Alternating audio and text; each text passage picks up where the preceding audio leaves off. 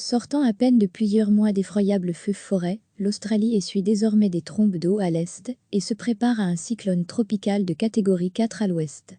Vendredi, les pompiers de Nouvelle-Galles du Sud, État australien durement frappé par les feux de brousse, faisaient part de leur soulagement de voir arriver un front pluvieux, alors que 40 brasiers couvaient toujours. Samedi toutefois, Sean Fitzsimons, le chef des pompiers des zones rurales, a dû se résoudre à annoncer revoir les priorités des incendies vers les inondations. D'intenses averses balaient en effet les de l'Australie depuis 48 heures, créant de nouvelles scènes chaotiques dans les régions autour de Sydney. Une quinzaine de véhicules ont été piégés dans des voies inondées dans les régions bordant la métropole samedi, et les rues de la station balnéaire de Byron Bay, au nord de l'État, étaient sous eau.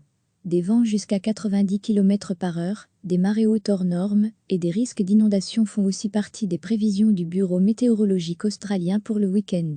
En 3 jours, près de 300 mm de pluie sont attendus dans une partie du pays qui connaît la sécheresse depuis plusieurs mois et où des localités commençaient à connaître des pénuries.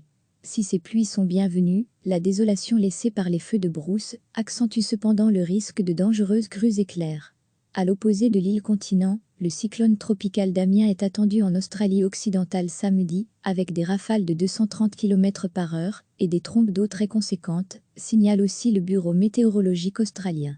Le cyclone, de catégorie 3 en ce moment, approche de la côte et devrait se renforcer en catégorie 4. Les résidents des régions côtières, peu densément peuplées, ont été avertis de se préparer à un épisode climatique dangereux. Recevez chaque matin l'essentiel de l'actualité.